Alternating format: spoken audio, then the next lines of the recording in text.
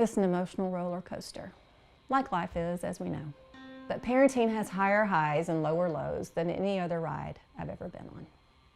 He took his first steps in the tour bus outside the House of Blues in Houston, Texas, while we were both on stage. But that isn't all that happened in that tour bus.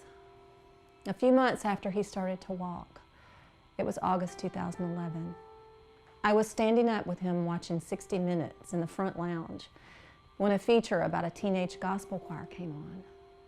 The choir set into Amazing Grace, and I burst into song with him. When I did, John Henry put both of his hands on my chest and pushed away and started to cry.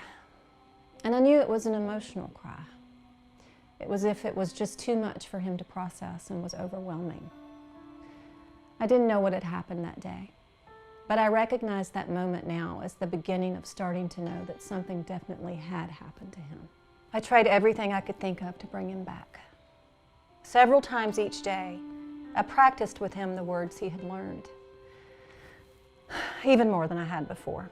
Getting the news that your child has a life-altering disability throws everything into a tailspin. It's a very difficult thing to not only learn, but acknowledge that what you thought would be their experience maybe isn't going to be their experience. And what you thought yours would be as a parent maybe isn't going to be what you thought it would be either. We jump into action and start to try to fix it. It takes a while to adjust, and it's just hard, but it can be okay. Not everyone goes by the standardized development chart. Our doorman, Alex, I'll never forget what he said to me. He said, "I see you with your son.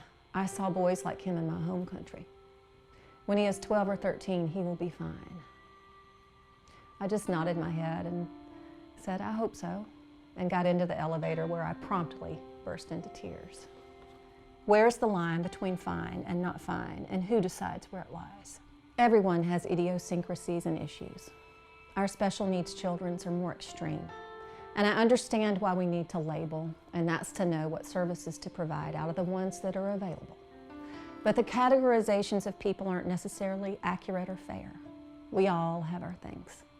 We can't write people off as a diagnosis and expect so little of their lives. That's one of the problems with diagnoses and with the resulting categories into which we file people away. Once we organize the collected data into an understandable system, we think we've solved at least that part of this confounding problem.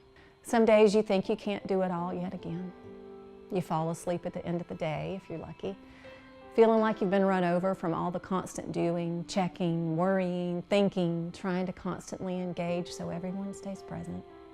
Then you do get up and you do it again, all the while bracing yourself for regressions, which are often the most perplexing and frustrating parts of autism, and simultaneously hoping for progressions with all the faith that you have in you.